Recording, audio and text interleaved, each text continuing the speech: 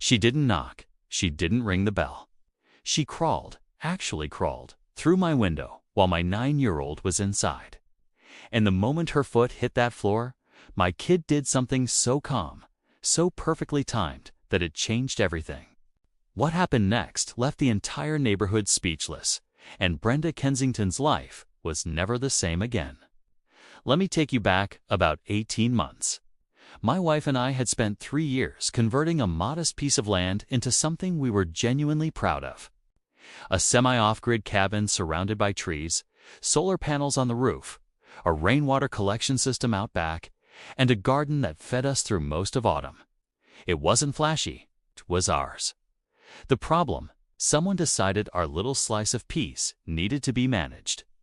Her name was Brenda Kensington. Brenda was on the HOA board for our rural community.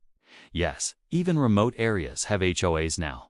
And yes, they are exactly as insufferable as you're imagining. She had appointed herself unofficial inspector, moral authority, and property values guardian all in one. The first letter arrived on a Tuesday.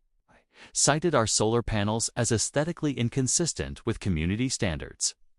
The second letter, 2 weeks later, called our garden an unregulated agricultural operation. The third letter, and this one made my jaw drop, claimed our rainwater barrels were a mosquito hazard and liability. Every letter was signed by Brenda.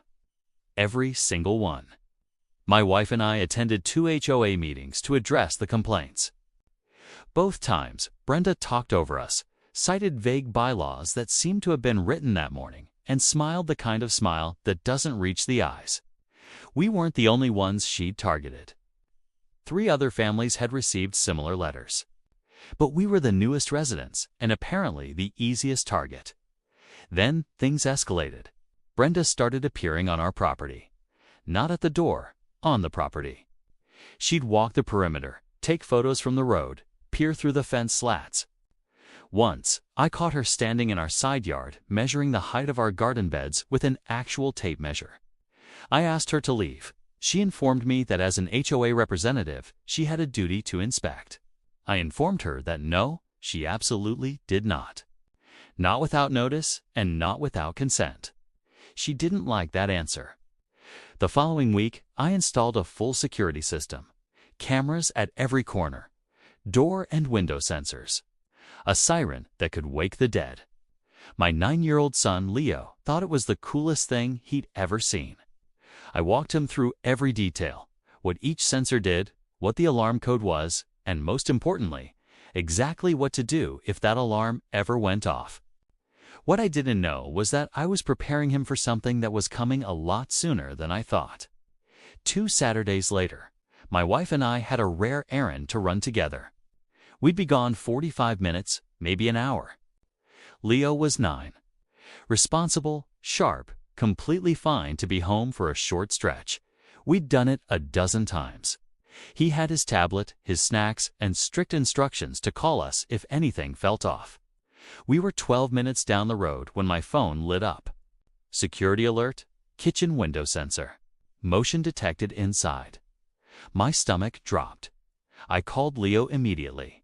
He picked up on the first ring, and what he said stopped me cold. "Dad," he said, completely calm, "there's a lady climbing through the window. I already hit the alarm button. She's really loud now. I cannot describe the feeling of hearing those words." We turned around and drove back at a speed I will not put in writing. But here's the thing. Leo wasn't scared.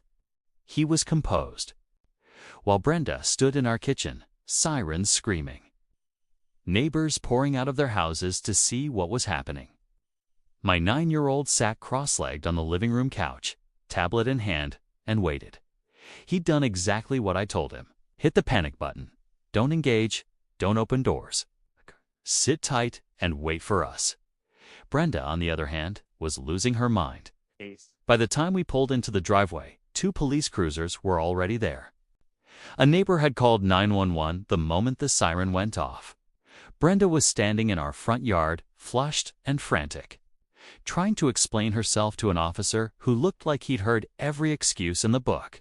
Her explanation: She had seen what she believed was structural damage to our kitchen window frame. Damage that she felt required immediate investigation. And since no one answered the door, she felt it was her responsibility to enter. The officer looked at her, looked at the perfectly intact window frame, looked at his notepad and said, quietly, "Ma'am, that's not how any of this works." But here's where the story takes a turn nobody expected, including me. While Brenda was being interviewed outside, I got a text from an unknown number. It said, "Check your HOA bylaws.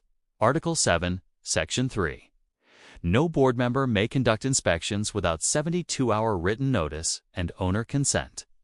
She's been violating this for 2 years. A friend. I stood there reading that text twice. That friend turned out to be Robert Stevens, the HOA president, Brenda's own supposed ally. Turns out, Robert had been quietly documenting Brenda's unauthorized visits for months. He'd grown tired of her using the board as a personal enforcement arm and had been waiting for the right moment to act. He'd given me the ammunition, intentionally, right when I needed it most. He showed up that evening with a folder. Printed emails, photographs, a timeline of complaints. Brenda had fabricated or exaggerated everything. The man had built a case. Brenda was charged with criminal trespassing. Her HOA board position was terminated within the week following an emergency session Robert had quietly organized in advance. 2 of the other families she'd harassed filed their own complaints. A formal review of the HOA bylaws was launched, and within a month, 3 predatory clauses she'd personally pushed through were removed. And me? I was asked to join the newly restructured board as a community liaison. I said no, politely. But I did attend the next HOA meeting just once to watch Robert formally read Brenda's termination into the record. She wasn't there. But we heard later she tried to appeal, citing procedural irregularities. The appeal was denied in about 11 minutes. Leo, for his part, got to pick dinner that night. His reward for handling an impossible situation with more grace than most adults I know. He chose tacos. Obviously, the security system is still up. The solar panels are still on the roof. The garden is bigger than ever this year, and on quiet mornings, I stand on my porch with a coffee and think about how one woman's obsession with control accidentally became the thing that restored it to everyone she'd tried to take it from. Some people spend their whole lives trying to hold power over others, and sometimes all it takes is a 9-year-old hitting one button to watch the whole thing fall apart.